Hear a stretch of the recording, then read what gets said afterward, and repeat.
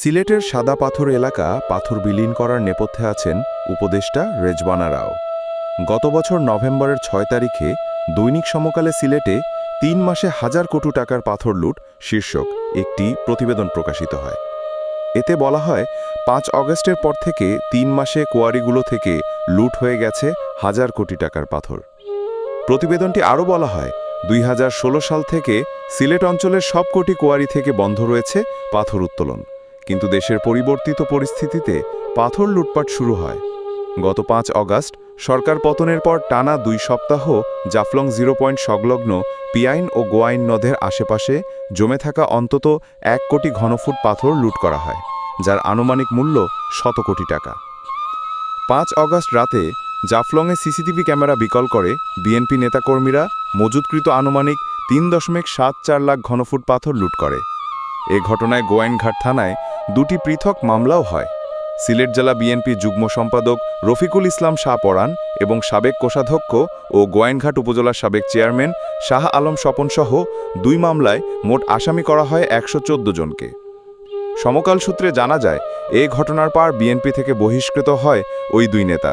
কিন্তু সরকার কি এদের আইনের আওতায় এনে উপযুক্ত শাস্তি প্রদান করেছে? আইনের সঠিক প্রয়োগ করলে আজও পাথর লুট করছে কারা? সরকার পতনের পর কোম্পানিগঞ্জের ভোলাগঞ্জ পাথর কোয়ারিতেও টানা ২ সপ্তাহ লুটপাট চালিয়ে অন্তত ১০০ কোটি টাকার পাথর লুট করা হয়।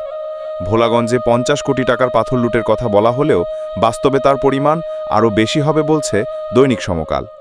সিলেটের বর্ধিত সীমান্তবর্তী কোম্পানিগঞ্জ উপজেলার পশ্চিম ইসলামপুর ইউনিয়নের সারফিন টিলায় ৫ অগস্টের পর থেকে ৩ মাসে অর্ধশত কোটি টাকার পাথর লুট করা হয়েছে। এতে টিলাগুলো পাথরহীন হয়ে অস্তিত্ব সংকটে পড়েছে। অথচ ভোলাগঞ্জ এলাকায় ৪টি বিজিবি ক্যাম্প ও পোস্ট রয়েছে। গণমাধ্যমগুলো বারবার পাথর লুটের ঘটনাগুলো নিয়ে সংবাদ প্রকাশের পরেও বিএনপির পাথরখেকো সিন্ডিকেটগুলোকে নিয়ন্ত্রণ করেনি সরকার।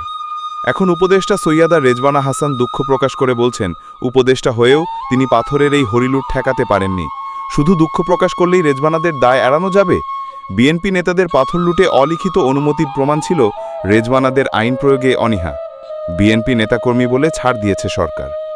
বলা বাহুল্য, এই হরিলুটে রেজওয়ানাসহ ইউনুস উপদেষ্টা পরিষদও উচ্চ মূল্যের ভাগ পেয়েছে। যদি আওয়ামী লীগ সরকার পতনের পর মাত্র ৩ মাসেই ১,০০০ কোটি টাকার পাথর লুট হতে পারে, তবে বর্তমান সময়ে ইউনুস সরকারের ১ বছরে এই হরিলুট ঠিক কত শত হাজার কোটি টাকা ছাড়িয়েছে, রেজওয়ানাকে এর জবাব দিতে হবে জাতির সামনে।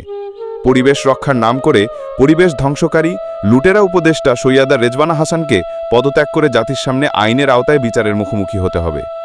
গত বছরের নভেম্বরে প্রকাশিত দৈনিক সমকালে সেই রিপোর্ট।